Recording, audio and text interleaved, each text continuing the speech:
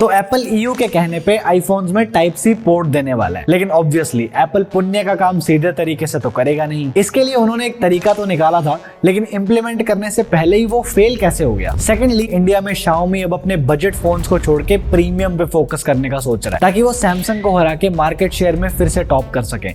लेकिन इनके प्लान में एक छोटी सी गड़बड़ है, वो हम देखेंगे। उसके बाद हम एक आईफोन बेचने वाले ऑनलाइन स्कैम की बात करेंगे, जिसमें एक बंदे की बेवकूफी से हमें सीखना चाहिए, क्योंकि इन भाई साहब ने लाखों का झापड़ खाया। एंड एट लास्ट हम देखेंगे कि इलॉन मस्क की न्यूरालिंक हमारे दिमाग में चिप लगाने वाली ही थी, बट एंड मोमेंट पे हम बच कैसे गए। Welcome to the 14th episode of no name series.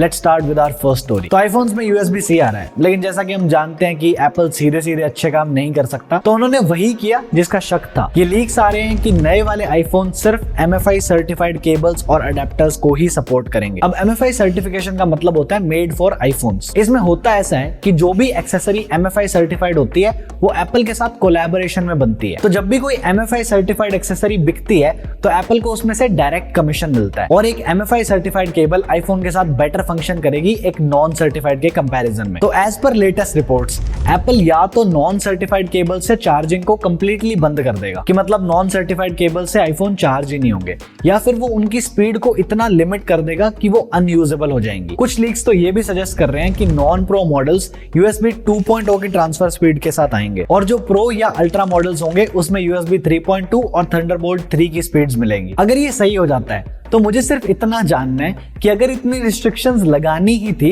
तो कर क्या लिया टाइप सी देके। लेकिन एप्पल के इस प्लान में एक बड़ी दिक्कत वहां से आती है जहां से ये सब शुरू हुआ था। एप्पल USB-C इसलिए दे रहा था क्योंकि EU ने उसे ये करने पे मजबूर किया था, और EU ने ऐसा इसलिए किया था ताकि वो USB-C को एक स्टैंडर्ड पोर्ट बना सके और वेस्ट कम जनरेट हो। तो अब जैसे ही EU को एप्पल के प्लान की खबर मिली, इन्होंने वार्निंग इशू कर दी। उसमें क्लियरली लिखा है कि मैन्युफैक्चरर्स टाइप सी की स्पीड को लिमिट नहीं कर सकते। आउच!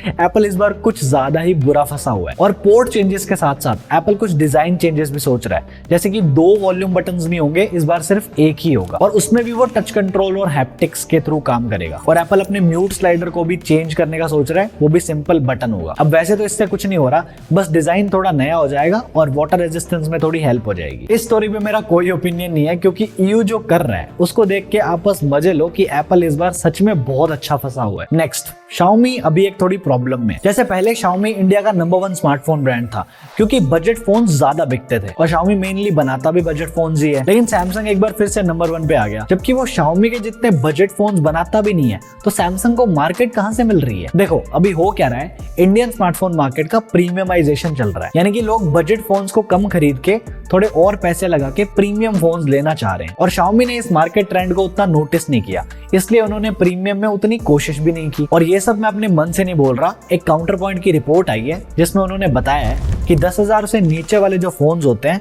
उनका मार्केट शेयर 2 साल पहले 41% हुआ करता था, जबकि 2022 में वो 26% पे आ गया है। और इसका बिल्कुल ऑपोजिट 30,000 से जो ऊपर के फोन्स हैं उनका शेयर डबल होके 11% पहुंच गया है, जो कि आज तक का हाईएस्ट है। तो ये चीज बिल्कुल क्लियर है कि लोग महंगे फोन्स की तरफ शिफ्ट हो रहे हैं। और रॉयटर्स के हिसाब से सैमसंग के 10,000 से नीचे 7 फोन्स अवेलेबल हैं, जबकि Xiaomi के 39 है। ऑल्दो मुझे इतने फोन्स इनकी वेबसाइट पे तो नहीं दिखे, बट आई गेस ये लोग आउट ऑफ स्टॉक और पुराने फोन्स को भी अकाउंट में ले रहे हैं। और 30,000 से ऊपर बिल्कुल उल्टा है, Xiaomi के सिर्फ 6 फोन्स हैं और Samsung के 16 है। तो ये बिल्कुल क्लियर सी पिक्चर है कि मार्केट Samsung के हाथ में होनी ही थी, इसलिए Xiaomi अब अपनी स्ट्रेटजी को शिफ्ट कर रहा है। जैसे Redmi Note 12 सीरीज का जो टॉप एंड वेरिएंट है वो 30,000 से ऊपर का है। और अगर आपको नहीं पता तो Samsung ने लोन फॉर फोन्स करके भी एक स्कीम निकाली हुई है, जिसमें कि Samsung आपको फोन खरीदने के लिए लोन देता है। इससे हुआ ये कि जहां शॉप ओनर्स पहले Samsung के 5 फोन बेचते थे, वो अब 20 बेच पा रहे हैं, जिसमें से 18 फोन्स इस लोन स्कीम की वजह से बिकते हैं। तो Xiaomi अब आपको प्रीमियम सेगमेंट में थोड़ा सा ज्यादा दिखेगा, और इसका क्लियर रीजन होगा Samsung। बस इसमें मेरा छोटा सा सवाल सिर्फ इतना है कि प्रीमियम में Xiaomi को लेगा कौन। इसके लिए इन्हें अपनी पूरी बजट ब्रांड इमेज को रीवैम्प करना पड़ेगा।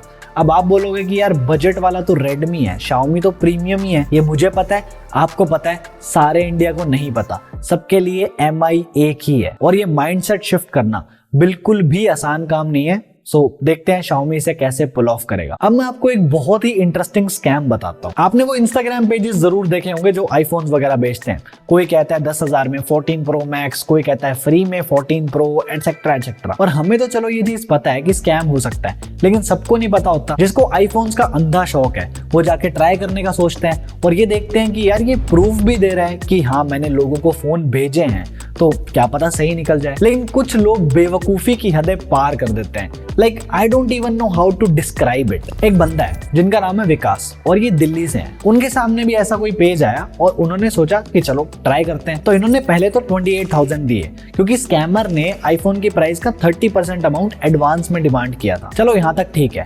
फिर इन भाई साहब को अलग अलग नंबर से फोन आता है कि कस्टम्स क्लियर करवाने हैं, टैक्सेस वगैरह का इशू है, इसके लिए आपको इतने पैसे और देने पड़ेंगे। यानी कि अलग अलग नंबर से अलग अलग अमाउंट मांगी जा रही है और हर कोई इनको ये भी क्लेम कर रहा है कि आपको सारा रिफंड बाद में मिल जाएगा। अब आप एक बात बताओ, किस पॉइंट पे आप सस्पिशियस हो जाओगे कि यार कुछ तो गड़बड़ है? सिंपल है कि अगर कोई फोन की अमाउंट से ज्यादा पैसे कस्टम्स के लिए ले रहा है तो इसका मतलब वो फर्जी है। अब जरा गेस करो विकास भाई साहब ने कितने पैसे दे दिए होंगे?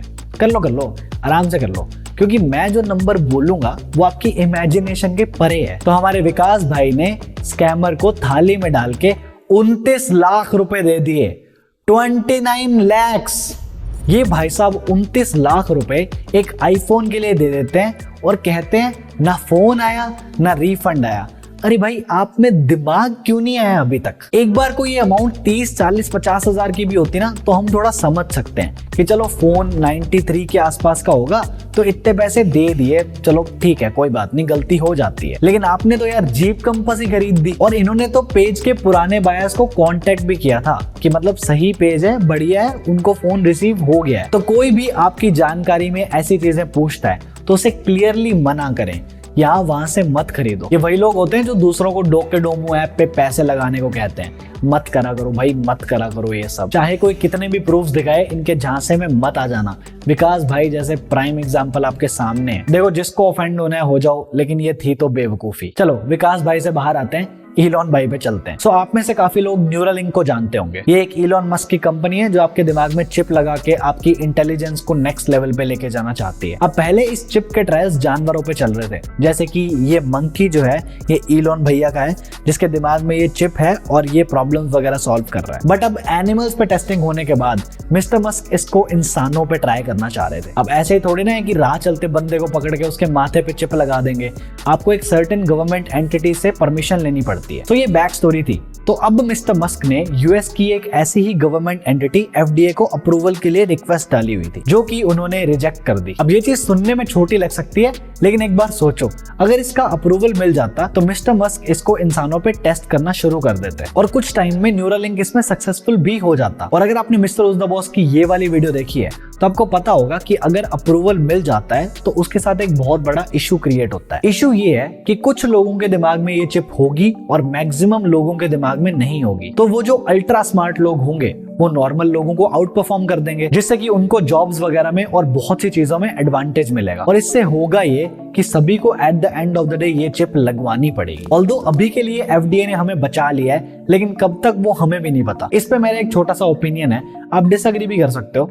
With all due respect to mister Musk, I don't think कि हमें इंसानों पे इतना ज्यादा डीप जाने की जरूरत है। हाँ मैं मानता हूँ कि इस चिप से जो भी बीमार लोग हैं वो ठीक हो सकते हैं। इसका अगर मैं आपको एक छोटे स्केल पे एग्जांपल दूं तो आप में से सबके पास एक फोन है और बहुत से लोग पढ़ भी रहे हैं और मैथ कैलकुलेशंस के लिए लोग फोन यूज करने लगे हैं। आपको ये चीज बहुत अच्छे से पता है कि नहीं करना चाहिए, बट स्टिल आप करते हो और उससे क्या होता है कि दिनों दिन आपके ब्रेन की जो एफिशिएंसी है वो कम होने लगती है। तो ये चिप भी कुछ ऐसा ही करेगी, लेकिन एक बहुत बड़े स्केल पे। ये इंसान को दिनों दिन और बेवकूफ बनाते जाएगी और ह्यूमन इंटेलिजेंस किस लेवल की चीज है वो हम जानते हैं, लेकिन उसकी कैपेबिलिटीज को हम यूटिलाइज नहीं कर पाएंगे। हाँ ये डिजीज ठीक कर देगी, हमें अल्ट्रा स्मार्ट बना देगी, बहुत सी चीजें पॉजिटिव हैं, लेकिन नेगेटिव साइड इफेक्ट्स को भी देखना जरूरी है। सो या long story short, thanks FDA. और देखो एंड पे यही है जो आपका है और यही है जो आपको स्मार्ट बनाएगा। तो at the end of the day इसका कंट्रोल भी सिर्फ आप ही के पास रहना चाहिए। जैसे गूगल ने भी अभी एंड्रॉइड का कंट्रोल खो दिया है। फुल स्टोरी इज हियर और मैं आपको वहीं मिलूंगा। This is it from my side. Thank you so much for watching. I am Divanshu and I am on leave till the next one. Bye bye.